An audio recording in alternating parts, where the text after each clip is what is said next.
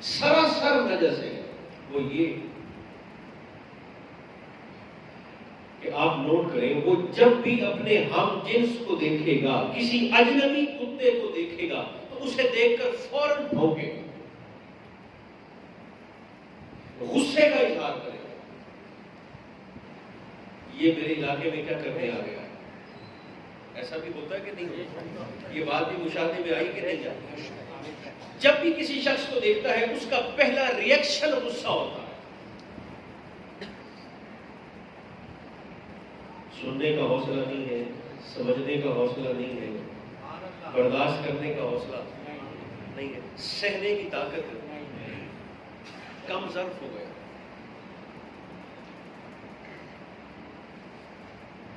اپنے جیسے کو دیکھتا ہے تو پہلا ریئیکشن گویا ماتھے میں تیوری چڑھ جاتا ہے۔ اگر تو یہ صورت ہمارے اندر پائی جاتی ہے تو میں آپ کو ممبر پر ایمانداری سے بتا رہا ہوں، روزے کا فائدہ کوئی نہیں۔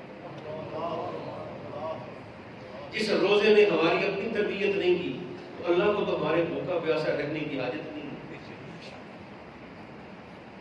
دوسری عادت یہ ہے اس کو، جب بھی ہم جنس کو دیکھے گا غصہ کرے گا، بھونکے گا۔ اور تیسری عادت، اب ذرا مارکیٹ کے دوست توجہ فرمائیں،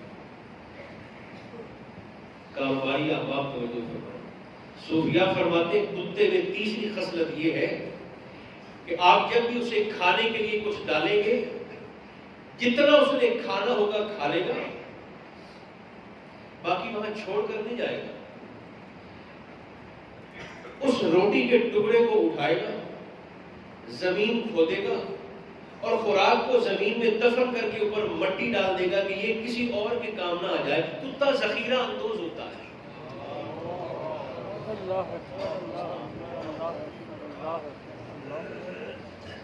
کسی اور کے کام، میرے کام نہیں آئے تو پھر کسی اور کے کام بھی نہ آئے، بچا لیتا ہے، کوئی اور نہ کھا لے، لالچی ہوتا ہے، خوراک ذخیرہ کرنے والا،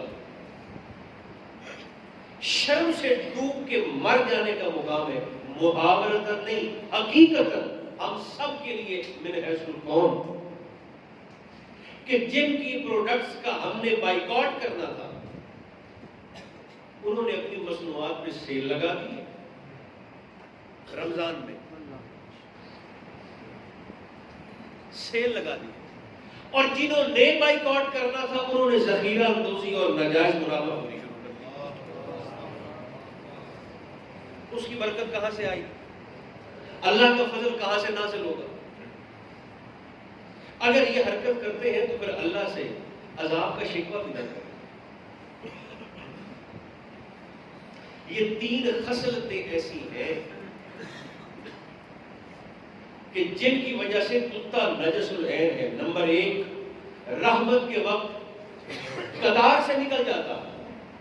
نمبر دو، غصہ کرتا، اپنے ساتھ والے کو دیکھ کر بھونکتا۔ نمبر تین، خوراک کو بچا لیتا ہے، ذخیرہ کر لیتا ہے، کسی اور کے کام نہ آئے، کسی کو نفع پہنچانے کے حق میں نہیں ہوگا۔ یہ تین فطرتیں اس کتے کے اندر موجود ہیں جس کی وجہ سے وہ نجس العین۔ مگر تصویر کا دوسرا رخ تھا تو کتا، تاریخ میں ایک کتا ایسا بھی ہے، تھا کتا نجس العین، مگر اللہ نے اس پر جنت کو واجب کر دیا۔ وہ کیوں؟ اصحاب کہف، بھائی وہ کس لیے تھا؟ تو وہ بھی کتا، بھونکتا تو وہ بھی تھا، باقی عادات تو اس کے اندر بھی تھیں، مگر عشرہ مغفرت میں ہماری تربیت کا سامان یہ ہے کہ وہ اللہ کے ولیوں کا گروہ اور جماعت جب روانہ ہوئی اور نکلی، وہ کتا ان کے ساتھ کہاں سے شامل ہو گیا؟ مفسرین کرام فرماتے کہ یا تو وہ ان فقیروں کا اپنا شکاری کتا تھا جو شکار کے لیے اس دور میں لوگوں نے رکھا ہوا ہے، یا تو ان کا اپنا ذاتی شکاری کتا تھا جو گھر میں بیٹھا نہیں رہا بلکہ فقیروں کے ساتھ ساتھ چل پڑا۔ اگر ان کا ذاتی نہیں تھا تو پھر ان کے علاقے میں ایک چرواہا رہتا تھا، وہ اللہ کے دیدار کا طالب تھا، فقیر تھا، من کا صاحب تھا، صوفی تھا، اور وہ بکریاں چراتا تھا، ریوڑ چراتا تھا. یہ کتا اس چرواہے کے ریوڑ کی حفاظت پر معمول تھا. جب اس چرواہے نے اللہ کے ولیوں کی جماعت کو جاتے ہوئے دیکھا تو اس نے ریوڑ واپس دیہات کی طرف ہانک دیا اور یہ کتا اپنے مالک کے ساتھ ساتھ چل پڑا، ولیوں کے ساتھ. وہ چرواہا بھی اس کا کتا بھی. یا تو کتا فقیروں کا اپنا تھا ولیوں، یا اس چرواہے کا تھا جو اللہ کے دیدار کا طالب تھا اور اپنی طریقت کی گویا منزل طے کرنے کے لیے فقیروں کے ساتھ مل گیا. اب وہ کتا جنتی کیسے بنا؟ نجس العین تو وہ بھی تھا، پلید تو وہ بھی تھا، باقی رذائل تو اس کے اندر بھی تھے، مگر جنت واجب ہو گئی کس لیے؟ صوفیاء فرماتے ہیں وجہ صرف ایک تھی کہ وہ غار کے دہانے پر آ کر بیٹھ گیا.